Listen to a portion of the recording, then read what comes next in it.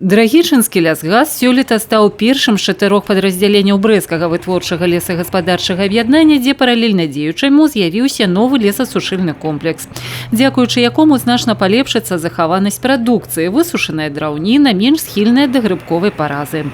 Узводзіць за ўласныя сродкі лесасушыльны комплекс пачалі яшчэ восенню. А ўжо ў сакавіку імпартная устаноўка, якая працуе на адходах ад уласнай лесапілкі, дазволіла невялікаму лесаперапрацоўчаму цэху запрацаваць на полную могутность. Годовая мощность этого сушильного комплекса около 2000 кубов.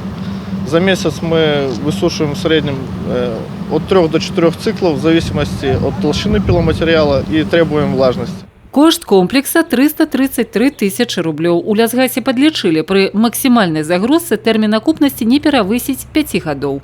Эту сушилку используем для сушки экспортной продукции, что дает экономический эффект в среднем в районе 20 евро.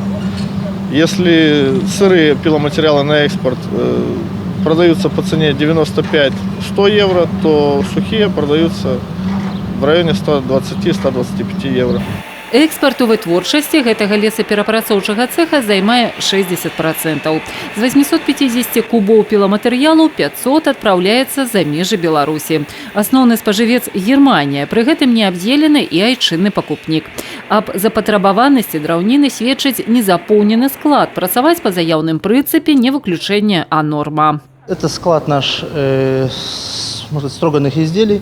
Здесь мы изготавливаем строганные изделия, такие как доска пола и вагонка, блокхаус. Вот сейчас он практически у нас пустой, потому что все распродали. Вот остались излишки, которые на днях должны забрать. Лесасушыльныя комплексы сёлета ўвядуць у эксплуатацыю таксама ў столінскім, целяханскім і брэсцкім лясгасах. Павысіць якасць уласнай прадукцыі, не зніжаючы яе колькасць, у лесагаспадарчым аб'яднанні імкнуцца праз пастаянную мадэрнізацыю і ўдасканаленне тэхнічнай базы. Адзін з прыкладаў запуск цалкам аўтаматызаваных лесапільных ліній. За последние 2 года мы ввели 4 линии, сейчас еще вводим линии. У нас сегодня день Баранович и Ляхович в этом году вводится. И, в принципе, так называемый курс модернизации на этом заканчивается. Что это дает? Сегодня день, как и глава государства, так всюду лес, с одной стороны, бывает иногда и выходно реализовывать. Но сегодня день нужно перерабатывать древесину. Мы в основном, наша задача переработать низкосортную древесину, которая сегодня не имеет сбыта.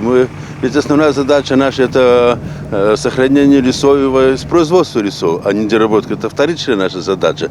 Поэтому для того, что остается в лесу, то, что не восполнено было на рынках, мы вынуждены были, это уже лет 40, как я помню, что мои родители были, начинали развиваться эти деревообрабатывающие подсобные хозяйства. Да, они сегодня имеют современный вид.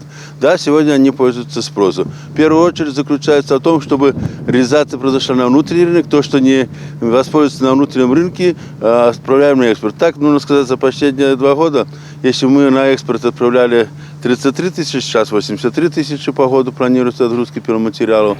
Не толькі памножыць і зберагчы лес, але і максімальна ўдасканаліць яго перапрацоўку, у тым ліку зрабіць яе безадходнай. Апошнюю задачу ў Беларусі плануюць вырашыць праз будаўніцтва 6 пелетных заводаў. 2 з іх з'явіцца і ў Брэсцкай вобласці.